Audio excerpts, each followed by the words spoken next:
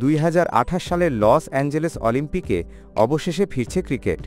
দীর্ঘ প্রতীক্ষার পর আন্তর্জাতিকভাবে ক্রিকেটকে অলিম্পিকে যুক্ত করায় খুশি পুরো ক্রিকেট বিশ্ব। কিন্তু এই খুশির মাঝেও রয়েছে এক দুঃখজনক বাস্তবতা, বাংলাদেশ সহ বেশ কিছু পরিচিত ক্রিকেট দেশ অংশগ্রহণই করতে পারবে না। কেন? কারণ এক অদ্ভুত অলিম্পিক নিয়ম। আসলে কি সেই নিয়ম?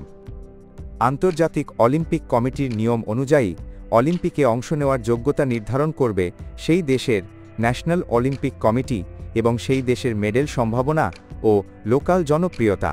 কিন্তু সবচেয়ে বড় সীমাবদ্ধতা হল মোট 6টি দেশই ক্রিকেট ইভেন্টে অংশ নিতে পারবে এবং সেগুলো নির্বাচন করবে আইসিসি ও আইওসি যৌথভাবে।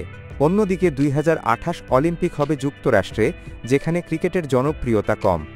তাই আয়োজক দেশ হিসেবে ইউএসএ ক্রিকেট খেলবে ঠিকই, কিন্তু বাকি দেশগুলোর জন্য জায়গা খুব সীমিত। ধারণা করা হচ্ছে যারা অংশ নিতে পারে: ভারত, অস্ট্রেলিয়া, ইংল্যান্ড, দক্ষিণ আফ্রিকা, ওয়েস্ট ইন্ডিজ, যুক্তরাষ্ট্র আয়োজক দেশ হওয়ায় স্বয়ংক্রিয়। কিন্তু বাদ পড়তে পারে বাংলাদেশ, পাকিস্তান, শ্রীলঙ্কা, আফগানিস্তান, নিউজিল্যান্ড, আয়ারল্যান্ড।